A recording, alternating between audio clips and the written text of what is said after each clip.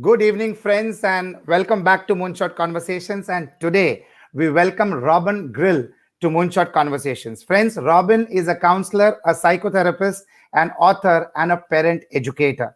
He is the author of Parenting for a Peaceful World, Heart to Heart Parenting, and Inner Child Journeys.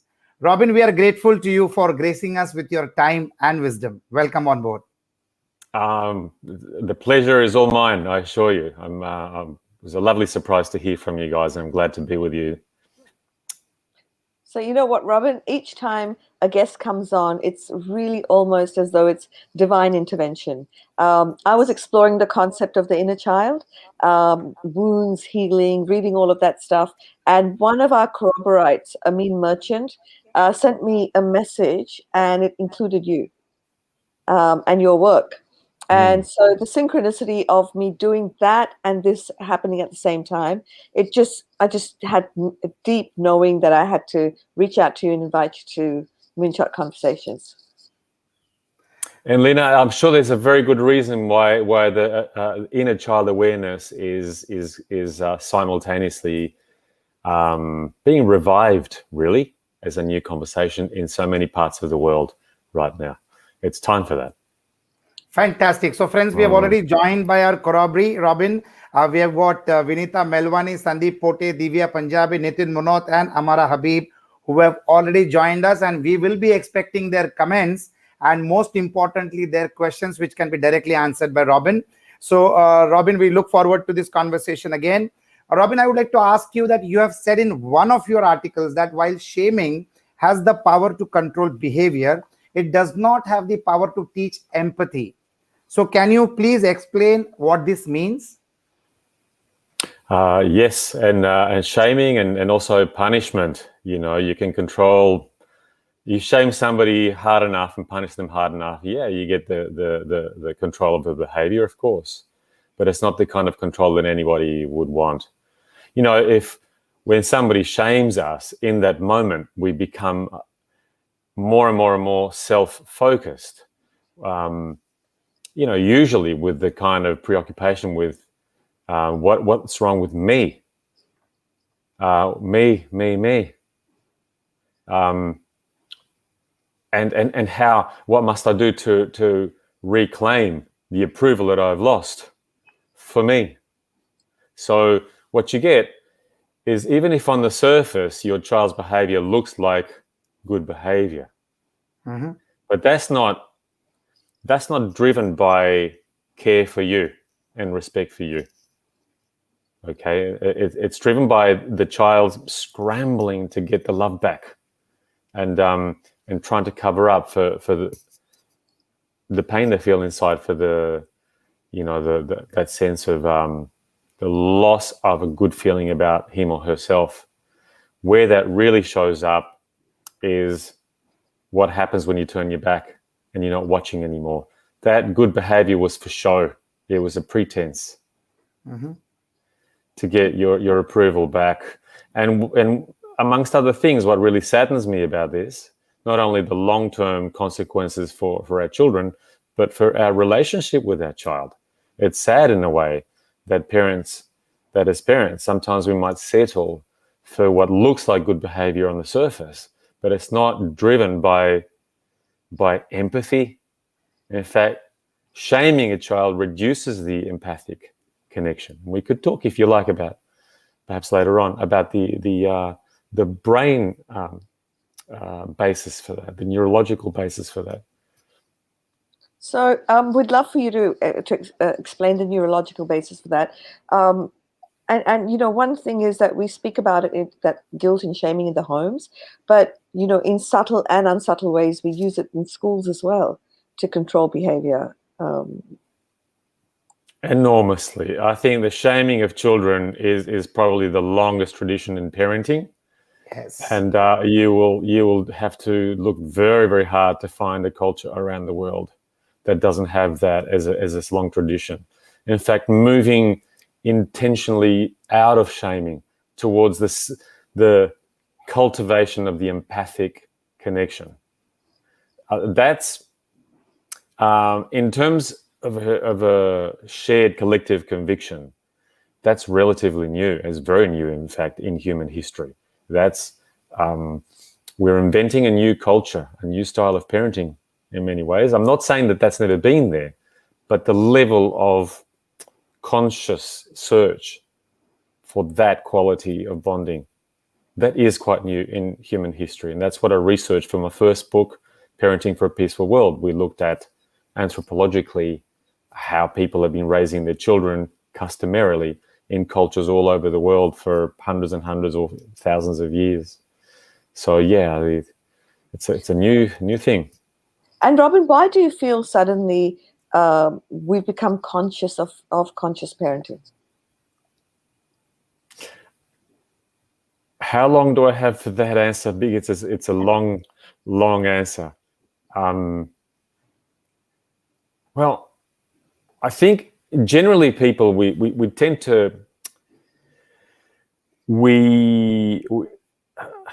it's as if we grow more spaciousness inside ourselves. We start to notice each other more deeply.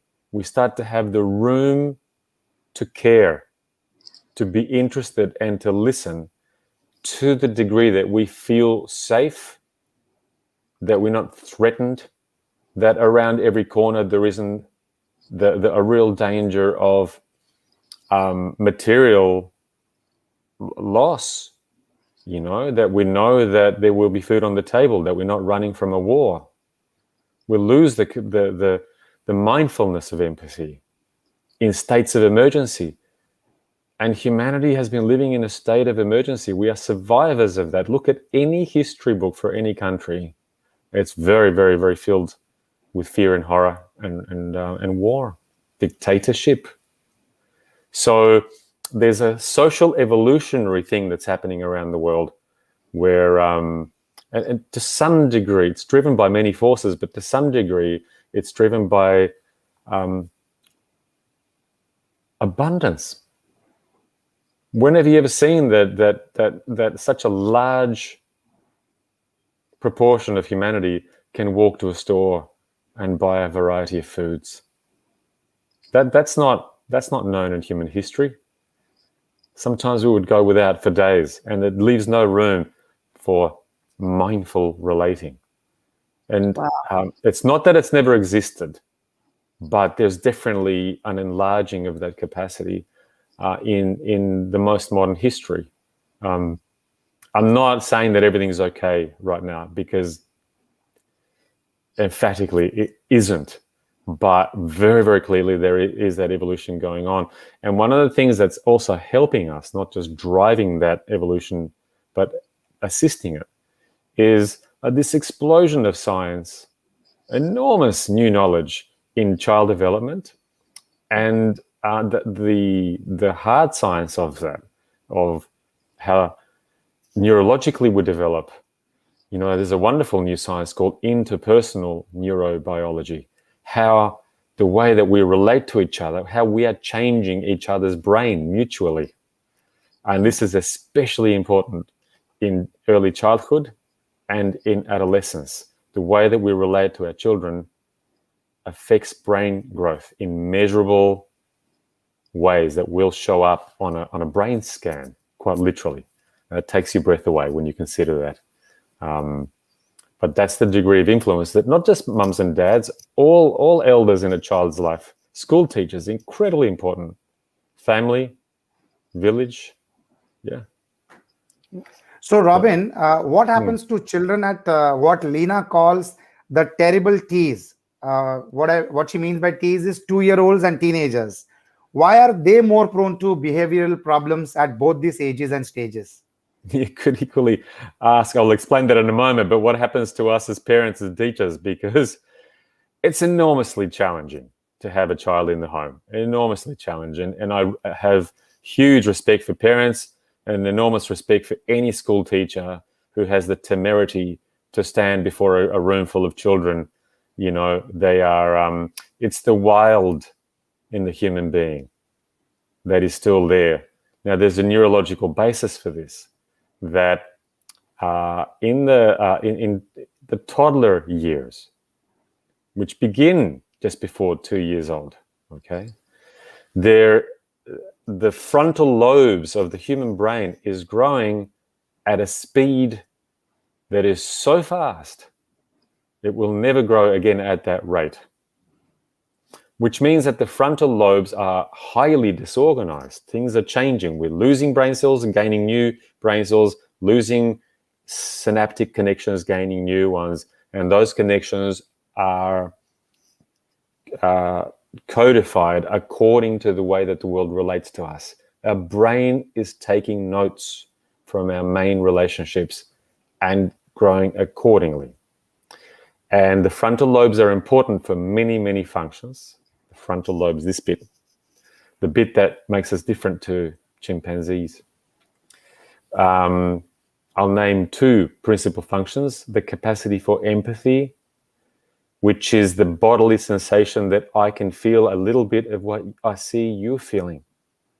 That's why I start laughing when you laugh. That's why I feel sad when I see you grieving. That's why I get a little irritated when I sit next to somebody that's very, very angry. You know, we catch feelings from each other because of these empathic connections that live in the brain, if that part of the brain is healthy and fully matured. The other thing that the frontal lobes accomplish is the containment of wild emotion that comes from the deeper centers of the brain and from the gut, the human gut. So it's like a filter. It's like a transformer that takes 240 volts of electricity, turns it into 12 volts, so that instead of raging at one another, we can speak appropriately and say, look, I'm upset, and I need you, please pay attention to A, B, C, and D, so that we can negotiate and conduct relationships without destroying one another. That's what the frontal lobes do. That part of the brain reaches its first plateau of maturity at about 3, 4, 5 years of age. Until then, we simply do not have the physicality nor the neurobiology to contain and control our most rageful, our big emotions. So it's physically almost impossible for a small toddler to control. When they're upset, their entire body is upset, and you'll hear about it for an hour. That's why it's tiring to be a parent. The sad thing is that for generations and generations around the world, the way that we blame children for that, we make it their fault, and we punish, shame them, terrify them. Same is true to a slightly lesser extent, not a great lesser extent, but to a slightly lesser extent. The same is true for the other T's that you mentioned, the teenagers. There's a re-acceleration of great changes in the frontal lobe. And that's more than teenagers, I'm afraid. It's adolescence, which goes according to the brain science. And the brain science doesn't lie. It takes accurate images of the brain with MRI scans between the ages of about 12 and towards 24, 25. So that's when your children will really settle the most emotionally. Okay, at around 25 years of age. So while doing research for a book I wrote called Dramatine, I came upon the phrase that the CEO of the or it's also expressed as, you know, you have a whole orchestra, but the conductor is missing. So the whole brain's off doing its own bits and pieces. They're a beautiful noise. This discordant symphony that is our adolescent child, and I mean, they're magnificent, and that's not the only thing to say about them. They're just, there's a magnificence and a power and a passion in adolescence, but you can see why parenting is really a collaborative affair, because two parents are really outnumbered by one toddler or one teenager, where it takes so much. It takes the village. That is not a cliche. It is a truth. It takes a village to contain and respond to. And we get empathy fatigue as adults. If you're human, you get empathy fatigue so that you need a tag team. Okay, when I get tired or Absolutely. cranky, somebody else take over at that point, so that I don't abuse, shame, punish, etc. Empathy grows empathy. Yes. There are empathy centers in the brain. If we had more time, there are at least 10 known empathy centers in the brain. They are the muscle of empathy, and that grows or shrinks according. It's like a muscle. We must go to empathy gym. Empathic relationships develop, those centers of the brain, and it's in the communication. So it's about listening to feelings, but also how we express our own to our children, so that they have something in us to have empathy for, right? Which is So what we want. Divya's asking us, please request Robin to join us again to complete the conversation. So much to learn from him, because we've got a whole lot of questions to get through. And Ari, you want to ask the next one? Yes, for sure, for sure. So, Robin, your book has a very interesting title, Inner Child Journeys, How Our Children Grow Us Up. What an interesting title that is, Robin. But what does it mean? I love the idea that parenting isn't just about getting it right for our children. It's a new phase in our growth, and our growth never ever stops until we die. And perhaps it doesn't even stop then.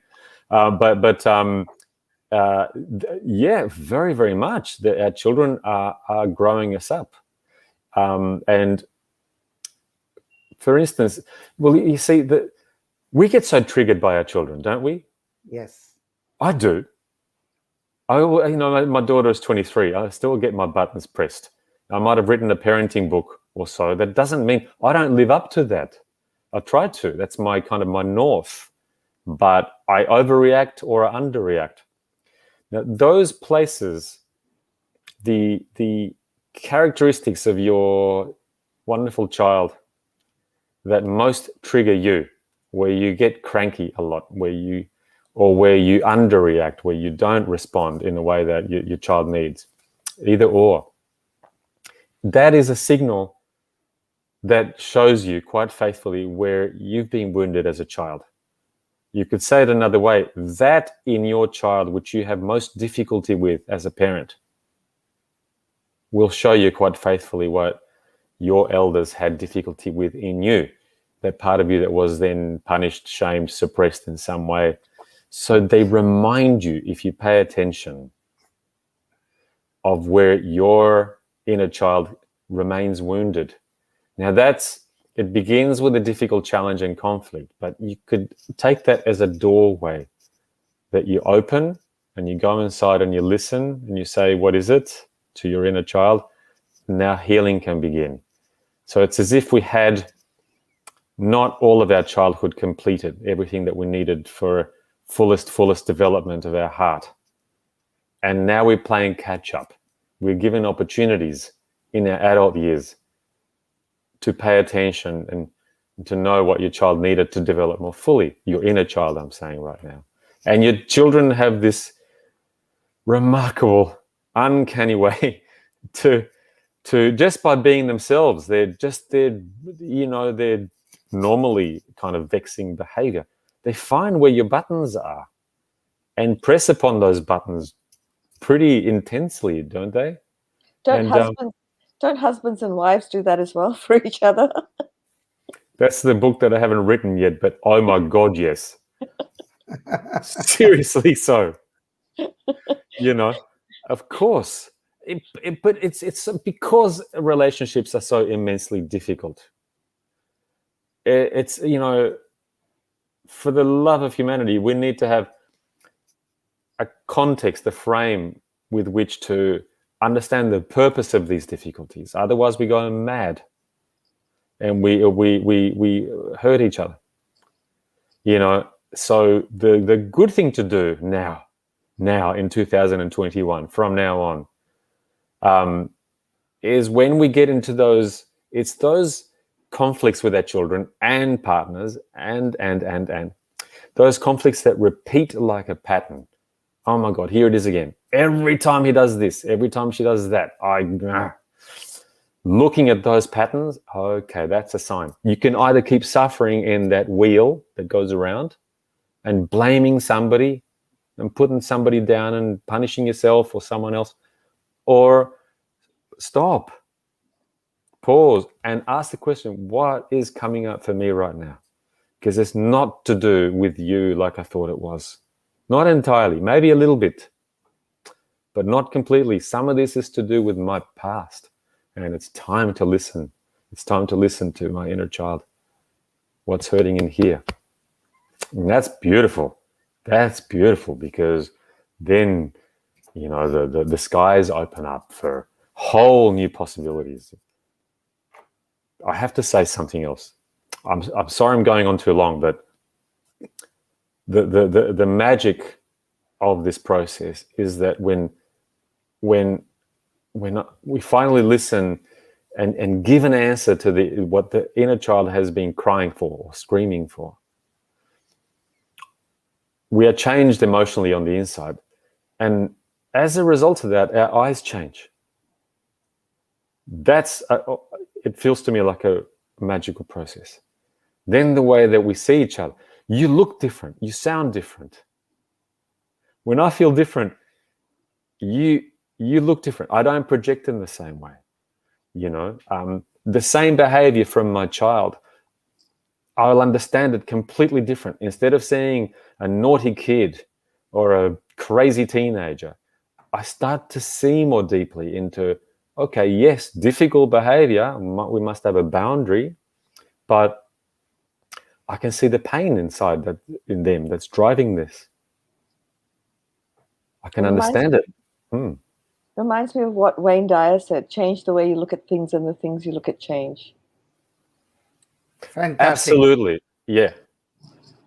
So, Robin, can you give us an example of how our inner child cries out to complete a cycle that may have been arrested in childhood through wounding? And yes, and those examples will come, you know, almost every day. You know, there's so many very common examples. And this happens in good parents, great parents all over the world. You know, you might have, say, a baby who's crying, a new baby who's crying and crying and crying. And somewhere inside you're thinking, oh my God, this baby's too needy. This baby is just suffocating to me. When will this baby grow up? What's wrong with this baby, a crying baby? You can hear the judgments there, like there's something wrong with the baby. And that's an old programming. Okay. And when instead of the nurturance and the concern, what we're feeling is irritation, resentment. That's a sign. That's our inner baby crying, where we weren't held enough, where we were left to cry in a dark room all by ourselves, you know, to the point of panic, which has happened a lot to so many people. And that robs our capacity. Like it takes away the fuel, even if you know what to do, but you know, it robs us of the depth of the well of energy to be present pleasurably, you see. And then that starts a vicious cycle, because our baby can sense that we're there but not quite there. We're there but not with the warmth in our eyes, and they stay anxious. They can read us like a book. There's so many examples. The parents that you know shut down a child that complains, you know, with the authoritarian kind of response. You know, how dare you talk back to me, etc. Don't you know that I'm your father? You know, it's those angry kind of, where we squash the child's right to have an opinion, to voice, to assert their feelings.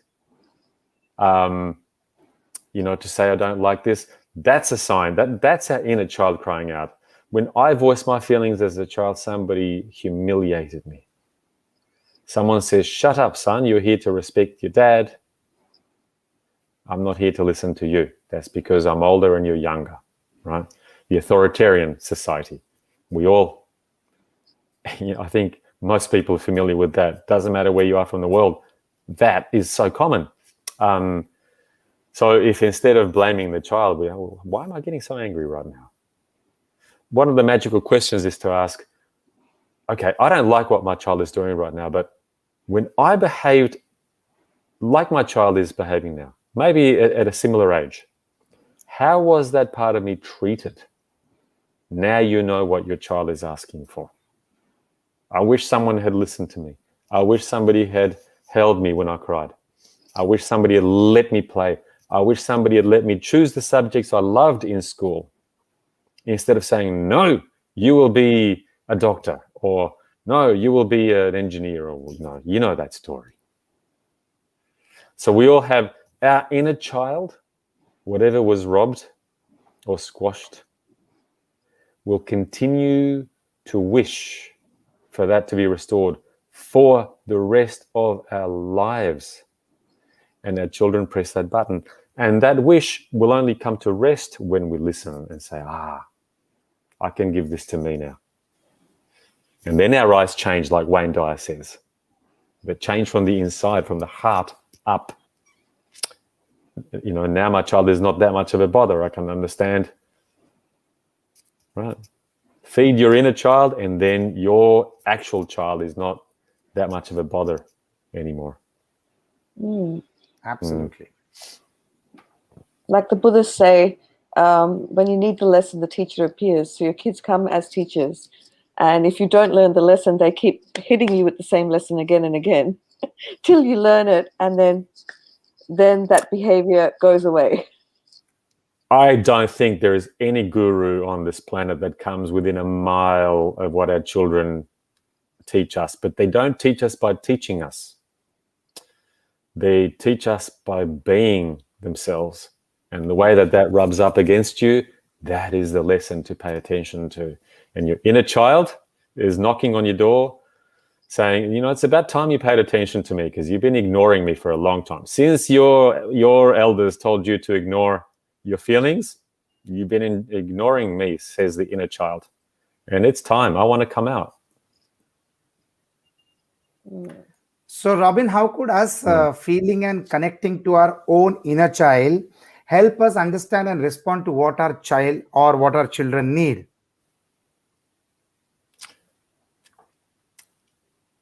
We understand our children from the inside, from our own insides.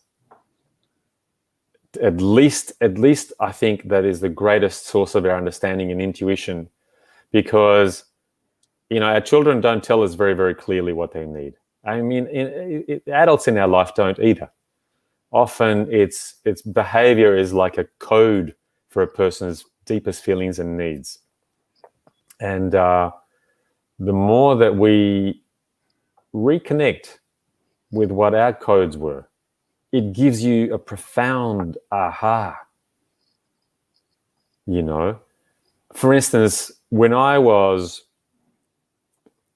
afraid or ashamed, one of my covers, particularly as a teenager, is I learned to become very aloof. My face would go blank and nobody knew what I was feeling or thinking. I became a master of the poker face, what they call the poker face. I didn't know I was doing that, but it's because I was socially very afraid and ashamed, and agonizingly so, in fact. And when I see the same kind of face in my daughter, there's a little alarm inside me that is telling me that there's more to it. That, and I could, if I wasn't connected to my own history that way, my own insides, I could read that as a rejection, and become hostile, and say, why are you being so rude? Why aren't you responding to me? Those kinds of things that end up just adding more and more conflict and confirming why our children are afraid in the first place. So I can, I hope that example is one of a million examples, really. I hope that begins to illustrate, we do, my goodness, your inner child has a treasure trove of intuition and the capacity to see your actual children more deeply. So, Robin, you've said that the inner child process can be a snorkel, scuba dive, or a deep sea dive. Yeah. What are the difference between the three? Well, the way that I provided the method of the inner child journey in my book is to allow for levels. We don't always have the space to go into a very, very, very deep kind of journey, like a mindfulness journey. And sometimes you mightn't even feel safe to do that alone. You may the feelings that come up, particularly if you connect with something traumatic or something from very, very early on from your babyhood. I'll just quickly say, by the way, that narrative memory usually doesn't go before 2 or 3 or 4 years old, but body memory goes all the way back. We remember how we felt and we remember sensation. Our bodies remember all the way back to the 3rd trimester in our mother's womb. And those feelings do come back. Although most of the time we fail to recognize what the connection is. So we do feel a little bit baby-like sometimes when we are most vulnerable. And, so there is a deep dive in which you can connect with all kinds of very profoundly, and you need time for that. You need time to reflect. You need time where you're not interrupted. And if it's too much, to do that in the presence of a trained, qualified therapist.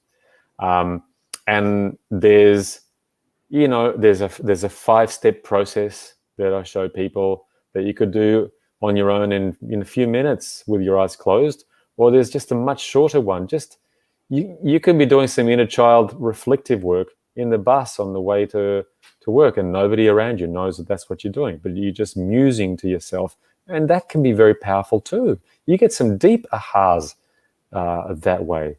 Even just to ask that question, what is it that comes up for me when I overreact like this? When have I felt this way before? I wonder who was there with me at the time. And you can be musing to yourself that way. The important thing is to go to, it's not just about reliving your pain and your hurt and your rage and et cetera, et cetera. It's not just that for its own sake. Underneath all of those painful moments of your childhood, there was a need, a developmental need that is perfectly and absolutely valid. When you hear that need, now you're going somewhere, because there's always a way that need can be met in an adult appropriate way. And even just the fact of you saying, oh, no wonder I felt that way, that moment of, no wonder, already your inner child, you'll feel it in your body, the relief. It's a beautiful moment, the validation. Already that's mobilized you. So this brings forward movement. Okay, you don't fall off the edge of the world. It's a very empowering process. Fantastic. Robin, can you explain your process of inner child healing? Yeah, I'll just walk you through it. Briefly. It's essentially it's a 5-step process. And it begins. We don't use it for every situation. Okay, there's all kinds of other things we need. This is one tool, right, in the kit, but the beginning place is those conflicts and challenges that you have with someone in your life, child or partner or whoever, where there's a repeating pattern, where you start to get tired of, oh my goodness, this keeps happening. That's a sign.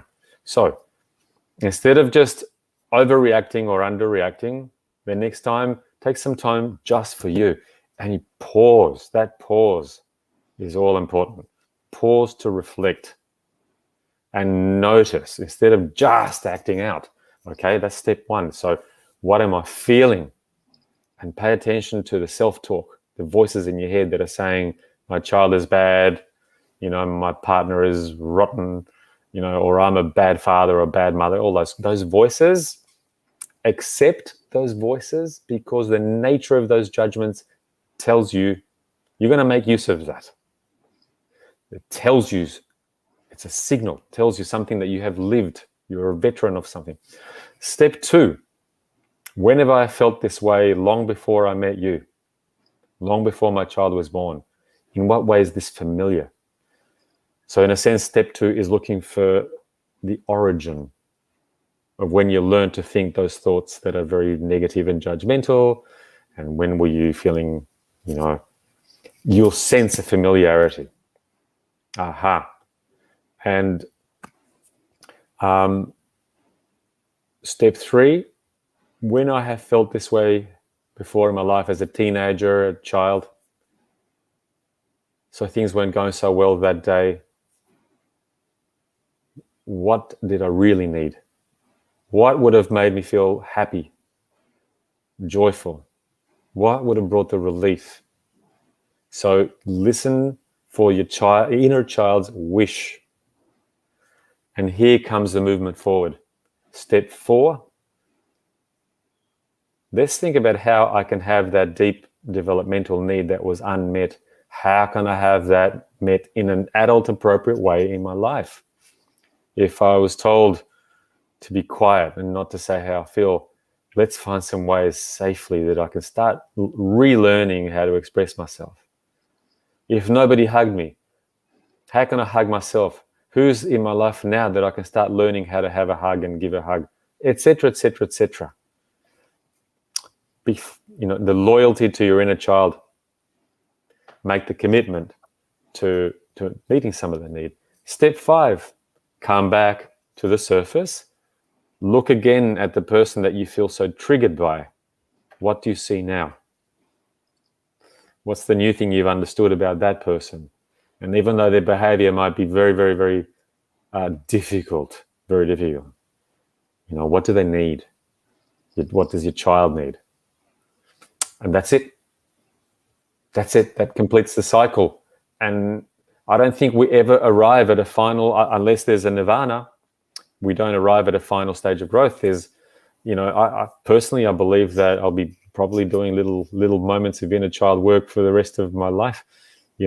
I think I've got something handled, and then another big challenge comes. But that's growth. We grow and grow and grow until we die. And maybe that's not such a bad thing. So, Robin, I'm going to go and try the 5-step process. Okay. And I'm sure, Lina, you're going to share that with me as well. Robin, thank you so much. It was so wonderful. I do hope you go to Facebook. There have been wonderful comments about the show. There are a lot of questions there as well. If you could take a couple of minutes just to answer some of the direct questions, because we've absolutely run out of time. Thank you so much, Robin. It was indeed a pleasure. In fact, there are so many comments which want you back again, and they wanted the session to be a longer one because yours were absolute wise words of wisdom, and they were all enjoying it. But due to paucity of time, we'll have to conclude, Robin. But of course, we are ever grateful. Look, it's such a pleasure, and I would be delighted to speak with the two of you again. Now, in terms of I will try to answer a couple of the questions on Facebook. I'm sure I won't be able to get through all of them, but if you can, please don't expect me to do that right away because it's about 1 a.m. here where I'm in New Zealand right now. So my next job is to answer nothing and to get horizontal, go to sleep. But I will look at those questions, of course. I want to thank the whole corroboree for joining us. Francis joined us today. That was wonderful. Vikas Fadnis joined us today. That was absolutely wonderful. And so many other people. Divya's just saying, please join us again. It was just an absolutely wonderful session. Thank you, Robert. Lovely. Thank you so much, and thank you to the corroboree. And we meet again next Sunday at the same time, 5 p.m. Indian Standard Time. Thank you so much. Have a lovely evening. Thank you.